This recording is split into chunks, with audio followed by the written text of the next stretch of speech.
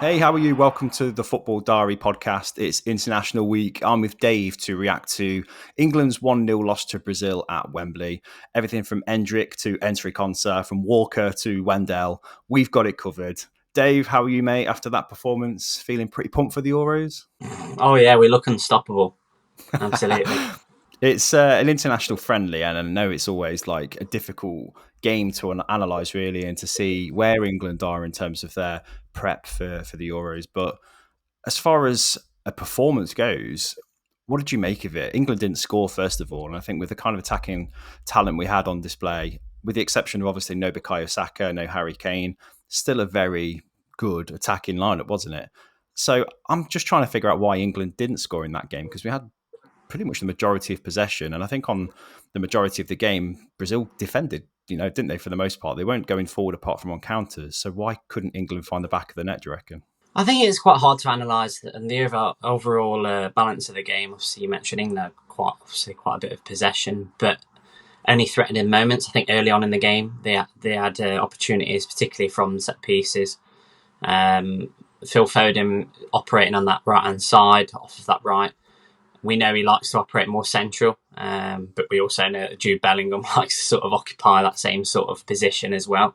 So I think it's always difficult. I've always wondered myself whether they kind of almost get in each other's way a little bit at times because they love to operate in that central area. And at times, obviously, Bellingham was sort of drift over to the left as well, which we did see him do quite a lot in this game. But also, we saw a lot of players playing together who not used to, like obviously Watkins obviously had that striker's role and had a couple of really good opportunities, probably should have scored one of them. But he's a completely different player altogether as Harry Kane, and I think they did Yeah. miss that link man, somebody kind of dropping in to that hole. But then also, if you've got Harry Kane in the team, you also need your forwards, your inside forwards that can run in behind. And for sure, I think you need a player with the ilk of Bukayo Saka, or I think you need probably someone like Marcus Rashford who are going to make those runs in behind. And it was always almost a little bit mishmash. I think Yeah. we struggled really to kind of put any sort of serious pieces of play together. Yeah, I felt like we put the handbrake on a few times when we were going forward. And I think with someone like Saka in the team, you can tell he doesn't operate like that. He goes straight in, doesn't he, for the space and tries to find the moment to put the ball in. And Harry Kane's one of those like brilliant space invaders as well, isn't he? He knows where the ball's going to go, especially him and Saka's link up is usually pretty good. Obviously, Watkins hasn't got that kind of link with any of these players in the team. So that was inevitable in some ways, but he got the full 90 minutes here. He did have one golden chance, didn't he? That I reckon he should have put away, but blazed it over the bar. I think he was leaning back as he hit the shot. And I think you'll probably look at that and go, that was my chance to make my mark. And I think he probably won't get a chance now with one more friendly to go. It might be Ivan Toney's turn. But do you think Watkins will be happy with this performance? I think he got.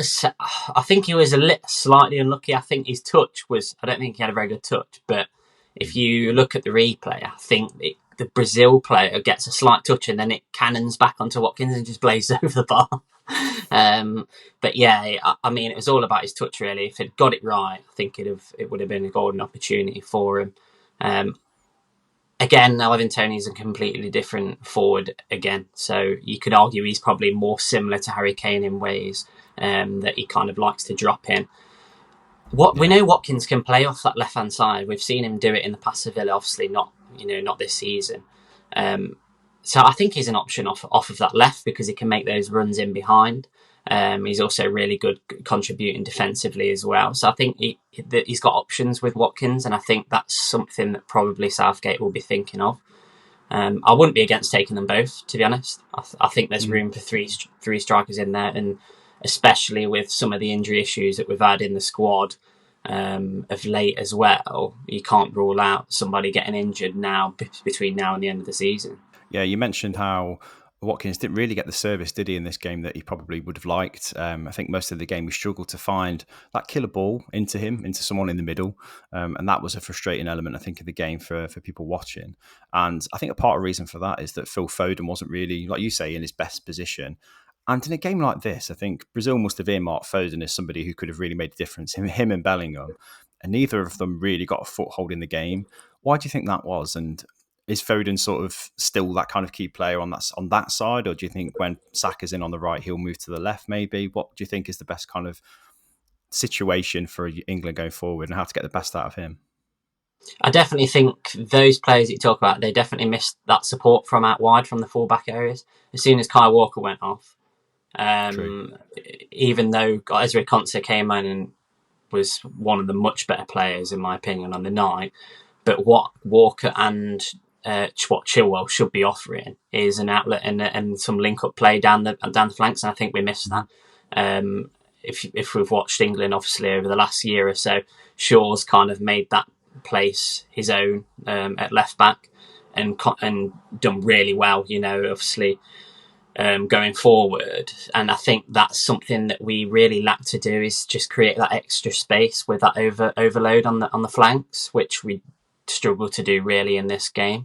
And that then obviously creates more space for the midfielders as well, and those that obviously like to make those late runs into the box.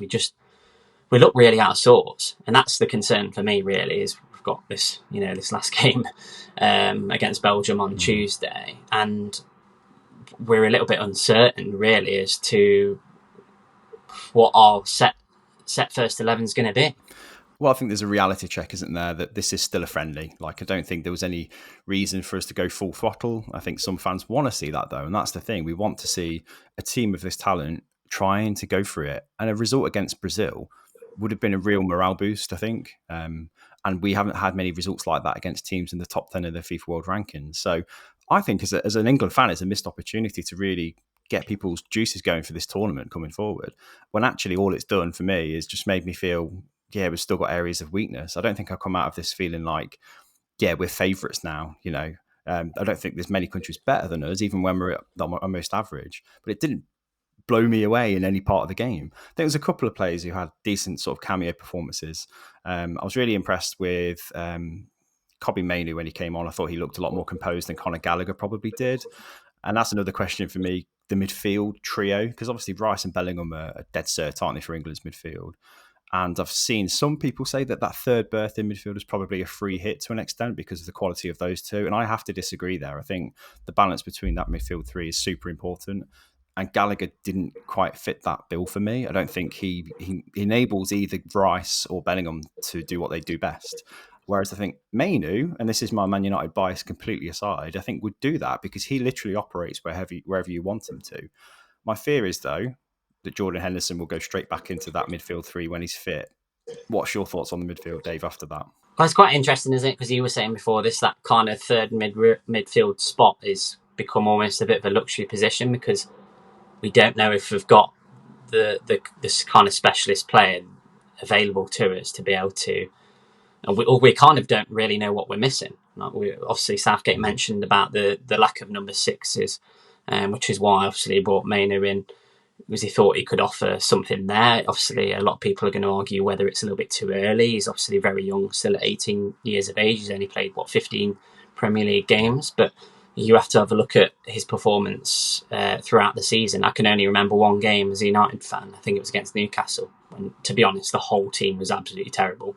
But I think he was still our best player on the pitch that day, which says a lot. Which says a lot. He's actually performed really consistently. So I definitely think he can offer us something there. I think we've just got to be careful about overhyping a player who's still so young, even though for me, and a lot of fans will tell you that he will live up to the hype, and he's a player who carries so much promise. And to have, I think the most impressive thing, as we've already mentioned, is to have that level-headedness and that maturity at such a young age, and to be able to, I mean, there's a compilation going around, isn't there, of his 20 minutes against Brazil, and a lot of fans are just saying, it's just a basic kind of video of some sideways, backwards. There's a really nice turn in there. I think he made an exceptional turn past Joao Gomez, didn't he? Of Wolves, it was just like he wasn't even there. I think it's just the calmness that he actually instills into the team. We've seen him do that to Man United. And I think to do it in a team as bad as what United are, and to do it at such a young age and to carry that sort of onus on your own at that age is impressive in itself.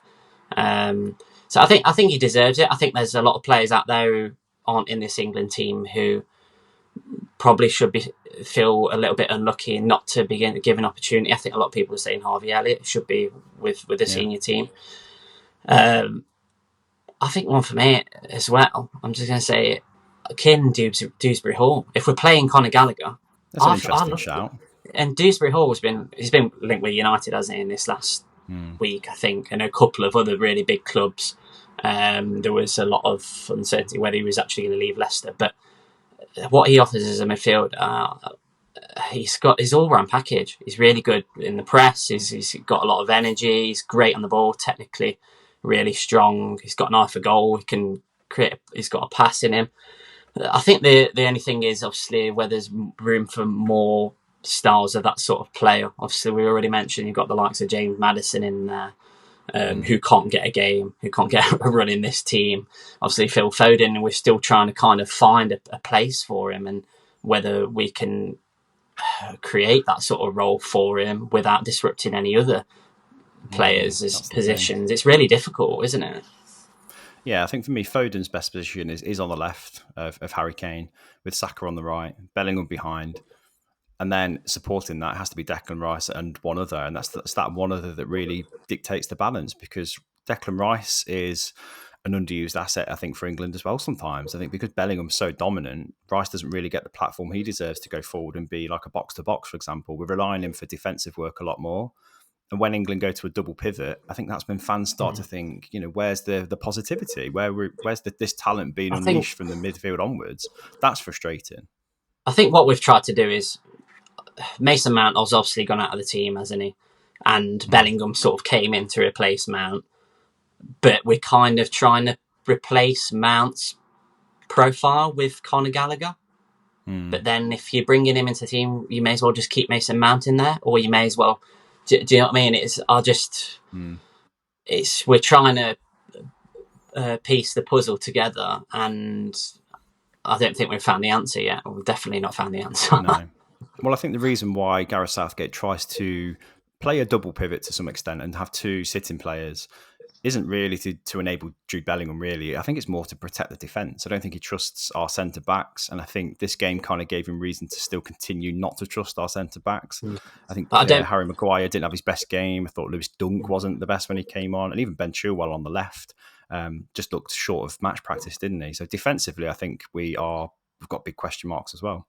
I don't think Gallagher's probably got the positional sort of discipline to be able to play that sort of role, though. Like he kind of gave them a bit of freedom in the press. Obviously, Gallagher and Bellingham, you saw it in this game actually when Brazil actually beat it with ease on quite a few occasions, and then we were all at 6s and 7s and we were under pressure in transition. We were caught quite a few.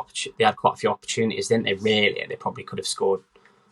We were probably a bit fortunate not to be behind before. Obviously, we conceded that first goal. So I think, like I say, it's really difficult to read into it. I'm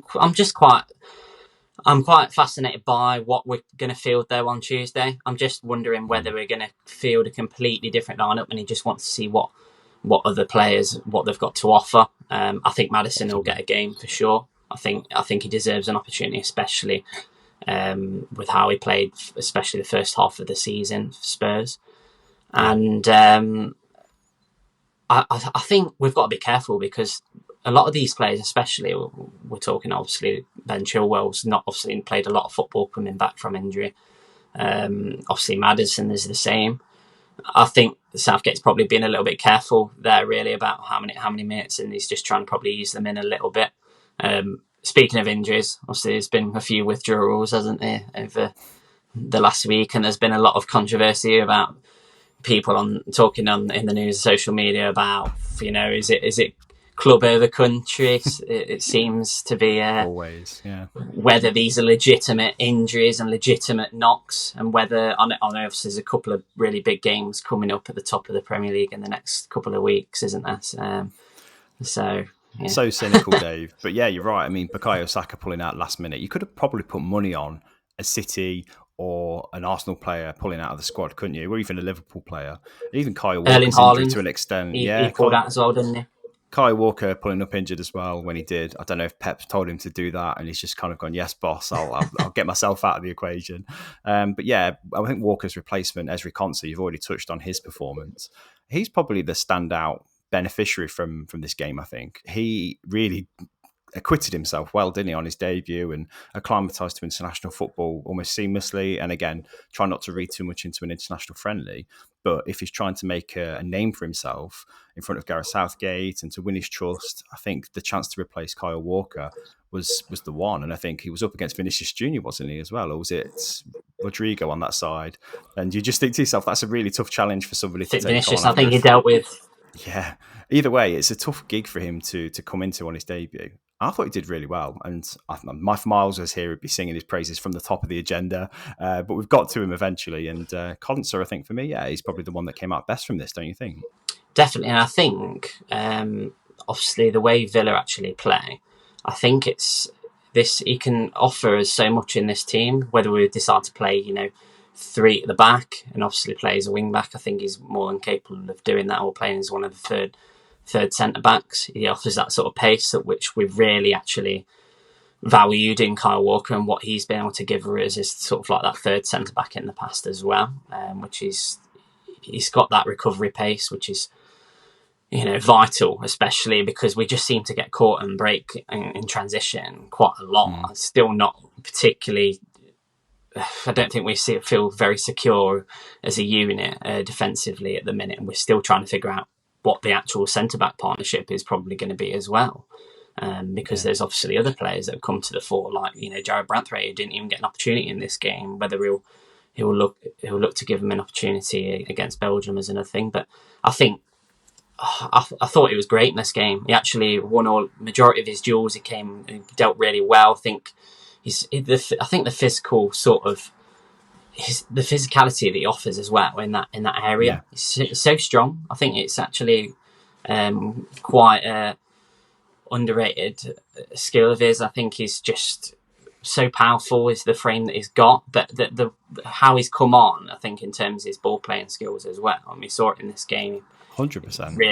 Really comfortable on the ball. He went forward and just looked really comfortable considering he's not really had any sort of experience on the international scene at all. I think I thought he was probably our best player on the night. I don't think it doesn't sound right. I think a lot of spectators, especially England fans, will be looking at the game and there probably won't be much positivity to take from it. But I thought it did him the world of good, and just how comfortable he looked in this game will give him so much confidence, I think.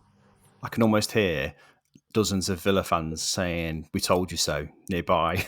I think they have him down as the one. I think to be a centre back partner, because he was on a wide, wasn't he, in the defence to replace Walker naturally, and did well there too. So I think for me, it's the composure. I think in stark contrast to how Harry Maguire looked a little bit jittery at times, as he tends to. I think when his confidence is a bit low.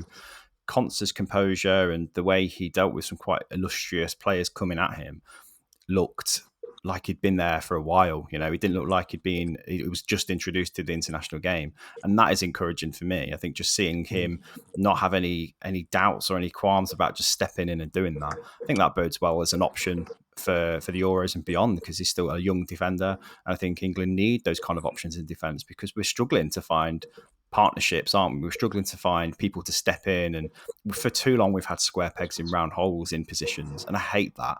It feels like Konsa is somebody who could be quite versatile across the defence and fit in quite naturally, whether that be centre back or out on the right. I think that's a real asset for Gareth Southgate to have, don't you? I'd like to see him get an opportunity in against Belgium, maybe with Branthwaite. Seemed, let's be honest, Stones is going to be starting, and then it will depend on the other centre back. I still think it'll be Stones Maguire, to be honest, because let's be honest, it's Southgate. He likes his trial and testing. He likes his that sort of feeling of security and what he knows. I think it's to be expected, to be honest, but I think he deserves an opportunity, especially at centre back. And hopefully, if we can see a Konsa Branthwaite partnership, I I think that would be a really. I think they complement each other really well. True. I think if you're looking at form as well, they've both played pretty well this season. It'd be a big benefit to England to have two players that are actually playing quite well for their clubs rather than just shoehorning players in on reputation. Not that I'm saying that ever happens, but when it does, it really shows us up, I think, in major tournaments. I'm really disappointed we lost to Brazil. I feel like even a draw would have been, we wouldn't have been talking about it as a failed experiment. And I feel like when we lose a game like this, it does feel like a failed experiment, which is a shame because a few players made their debut. They'd have wanted to look back at their debut with a victory as well. And there's a few players who actually did all right too. And they've kind of been overshadowed by the nature of it's just losing. So it's a bit of disappointment, really. Question for you then about the players in England's squad. Obviously, there's a few players we know will be on the plane to Germany, definite kind of squad members for Gareth Southgate. Are there any players that are on the fringes or that have been recently involved that aren't as much now that you're kind of worried about, that you're thinking they're probably not going to get in this squad, that might be a surprise to anybody? Well, I think majority of them have already kind of been left out, haven't they? Obviously, Raheem Sterling being one of them. I think it's more about Marcus Rashford. Yeah, came on, didn't really make an impact at all. I think it was difficult circumstances when he came, which he came into the game. And to be honest, we were on the back foot. We were obviously a lot of changes have been made. I think there was a little bit of instability in that team, to be honest. Anyway, and the balance kind of went out the window when the changes were made as well. But I think he'll go. I think he'll be in the squad. But whether he should be, probably not, to be honest. Yeah. There's a few in that bracket, though. I think the one thing that he does have going for him is we don't have many players on that left-hand side. I think Anthony Gordon is probably one of them that can create that bit of space in behind and actually make those runs in behind. We have a lot of players who like to cut inside, obviously occupy those little spaces sort of behind the striker. So I think he has that going for him, and I think he will go. But I think he should be concerned that he's not going to start because that's a possibility. There are a lot of players who probably should feel like they're getting an opportunity. We've talked about Ross Barkley. That's true. Yeah, I think he should have had an opportunity. He's not. Let's be honest, he's not going to go now. But if he has an absolute blinder of the last 10 games of the season, and the media get on Southgate's back like they did with Mainu, and he makes a reverse decision, 24 hours later says, he's going to be in my squad, then that wouldn't surprise me either. I mean, there's still chances, like we mentioned, there could be injuries. If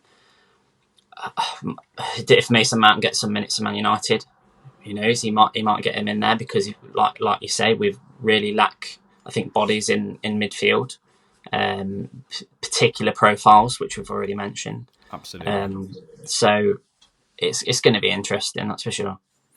Yeah, you mentioned a few there that are unlucky not to be featured now, like Ross Barkley. And that's why I find it strange that there's like one more friendly to go before the squad's decided, because there's so much football to be played, isn't there, across the season before the squad's actually announced, that there's a lot of players that might find themselves in a position to sort of say, I could be in this squad, but haven't been tested, like Ross Barkley. It's a bit of a weird one, how much football has got to be played at club level that kind of puts the national team on the back burner for a bit, isn't it? Here's a question for you. Do you think if Reece James had been fit, and if Trippier was in form, if he was available, do you think he'd think about reverting to a back five? Yeah, I think he's looking for any option or any way he can sort of provide defensive security and stability. And I think a back five, especially in the big games, always makes Southgate feel a bit more protected, doesn't it? Yeah, because it makes sense to me, because you've got Konsa in there who can play as one of the third centre backs. You've obviously that pace. They've still got Walker there. If fingers crossed, he's fit for the summer as well. And then you've got Reece James, who, let's be honest, is far and away our best attacking fullback, wing back. And then Luke Shaw, who offers that quality going forward as well. Yeah, I think he would, to be honest. It wouldn't surprise me to see him play with three centre backs, and I wouldn't judge him for it, to be honest, because the way we looked defensively, the way we looked in this game, doesn't exactly fill me with confidence. Well, you also mentioned how much of a decent role our fullbacks have played in previous tournaments, and we just haven't got a full set of fit fullbacks at the minute, have we, to be able to do that? But if we did have prime Luke Shaw, prime Trent Alexander-Arnold, or prime Kyle Walker all available to bond down those flanks, it'd be an extra attacking dimension that we've actually used quite well in previous tournaments too. So, yeah, it's a different makeup of the squad this time. So it kind of forces his hand to play 4-3-3 almost, doesn't it?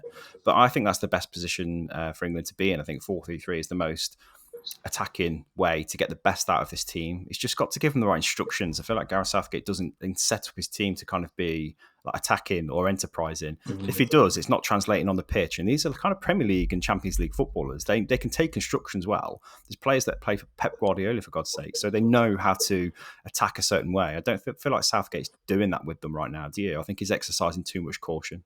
Yeah, I think we flit in and out of games. I think we have moments where periods, we've seen it in past tournaments, where we look really on top. Obviously, the game against Croatia, which I think everyone looks back to that one and think that was a massive missed opportunity. We absolutely dominated at the beginning of that game, and we had a period of real sustained pressure. We just can't really seem to be able to have these performances consistently or be able to maintain that sort of pressure throughout the 90 minutes, and it does feel like we've not really that sort of team that has a control of games either. We don't really have the sort of midfield that's able to slow the game down, sort of dictate the tempo, and play in the right moments. And that's what Southgate was talking about. Obviously, when he was mentioning we have obviously lack a few number sixes. It's for me, it's going to be his last tournament, because I don't see how much further he can go, and I don't actually know if he knows the answer to it. I don't know if he's got the answers. And we've questioned in the past about his in-game management, some of the decisions he's made in the past. He's gonna, whatever happens, he's gonna be able to hold his head high, because he's probably been our best performing coach in the last for the last couple of decades. To be honest, we've actually had a couple of really good tournaments. So I don't think you can judge him too harshly. I honestly believe in international football, probably with the exception of a couple of managers, Julian Nagelsmann, who's at the very beginning of his career, majority of managers are managers that have already done it at club level. Yeah. Have already experienced a lot, or already won a lot of things, and probably past their prime. And Miles has mentioned it before, is who do we go for if we don't have Southgate? Who's going to want the job? Who's going to want the England job? Exactly. Yeah. Well, I think if this is his last tournament, it has to be like a final roll of the dice to win a trophy. And I think he kind of has to go kind of full throttle, and he's got nothing to lose. Like just go out on a high. I think we'd respect him more if he did kind of try and use these players to go full on attack and, throw caution to the wind, as opposed to playing safety first football. Because I think back to getting knocked out in Qatar against France, and we had so many opportunities to seize the game before we actually lost. And I look back on those games and think, if it had just instructed the players to play the way they play for their clubs, it would have been different. The Euros final against Italy, that's the best chance we've had in our lifetimes to win an international trophy. Why didn't we just go for it? Why did we let the game slip away from us and go to penalties? Whenever a game goes to penalties, nobody's got any kind of optimism really that England are going to pull through. So yeah, there's missed opportunities, I think, for England during Southgate's tenure that they've been held back by his kind of caution. And I really hope that's not the case in the Euros this year. Fingers crossed. Yeah, but the life being an England fan, we kind of come to expect what we've suffered all those years we've suffered, really. But yeah, I think that there are a lot of moments, particularly in the last couple of tournaments, where we thought, what if? There's hindsight's a beautiful thing. So fingers crossed. Yeah, it'll be a bit more adventurous in its play, but we'll see. A couple more topics before we sign off for this week's quite limited pod. We've got a lot out of England chat, haven't we, from this last half an hour or so.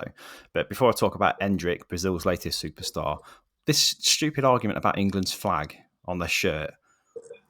What do you make of that? I'm surprised that's making headlines, because on one hand, it's kind of inciting all the gammons to get really protective about the St George's Cross, which is weird. I always find that really odd to kind of go, that's our cross. But on the other hand, I kind of think, why have Nike even bothered doing it? Maybe for publicity, I don't know, but changing the nation's flag on the shirt, do they do that to any other country's kit? Probably not. Why England? I mean, it's ridiculous.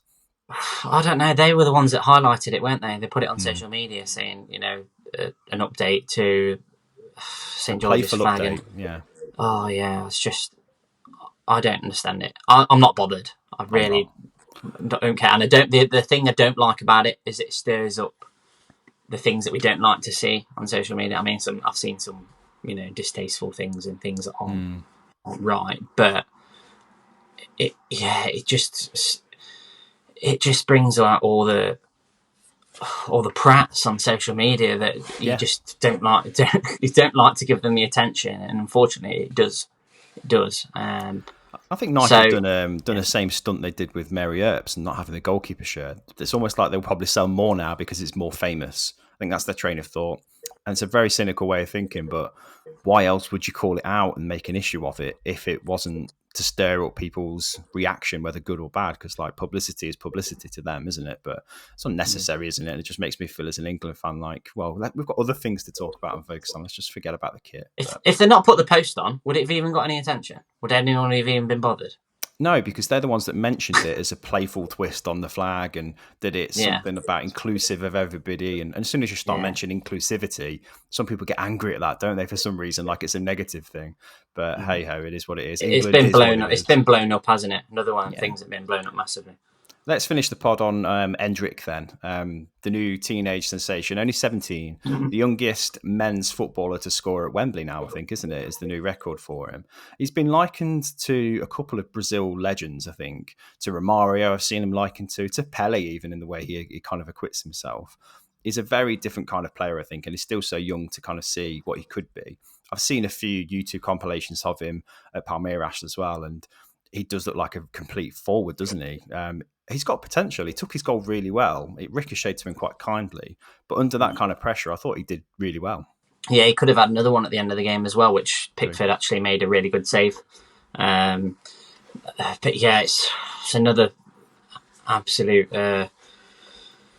young star that Brazil have managed to churn out. And he's obviously going to Real Madrid, isn't he? Obviously in the summer, I believe. And it's really going to be really interesting to see what happens there, because they've obviously got Rodrigo as well, who actually at Real Madrid probably doesn't get as much limelight as some of the other attackers. I know there's talk of them getting rid of him if Mbappe comes in, which is really harsh because I really like Rodrigo as a player. I think is a really threatening attacker, and I think he looks really promising. He's got that sort of diminutive stature, hasn't he, Endrick, where it makes him so agile. It looks like he's really explosive, and his physique as well. He's absolutely stacked. Like he's massive. Well, that translates into shooting power as well. I think the way he can get velocity on the ball is really impressive too. He's good in tight spaces.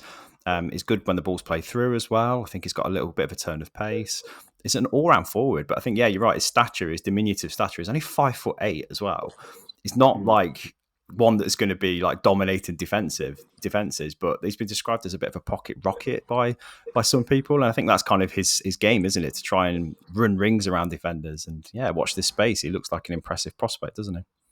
Yeah, I think he's a little bit different to Vinicius Junior. I think Vinicius has got a little bit more flair about him, but I think it's going to be one to watch and just be interesting to see how he develops over this next few years. I think it's another thing, isn't it? We love to hype up players so young in the modern day game, but we just need to remember that these players are just so young, have got so much time to develop. Not everyone's a Wayne Rooney or a Lionel Messi at 18 years of age, where they're arguably probably at the peak. I think Rooney's probably the best player I've ever seen at that sort of age. It just doesn't happen.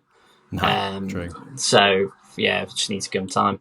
Well, as soon as he turns 18, he's been whisked off to Real Madrid. So, you don't get much more pressure than that, do you, than under the limelight of the Bernabeu. But fair play to him, he's a quality prospect. And this is probably the first of many for the national team as well. But that's it, all we've got time for this week's pod. Thank you for joining us on International Week, where it's not always the most kind of popular week to talk about football because there's not much going on. But I think England always generates conversation. So thank you for listening. Dave, thanks for joining me. See you soon. See you soon.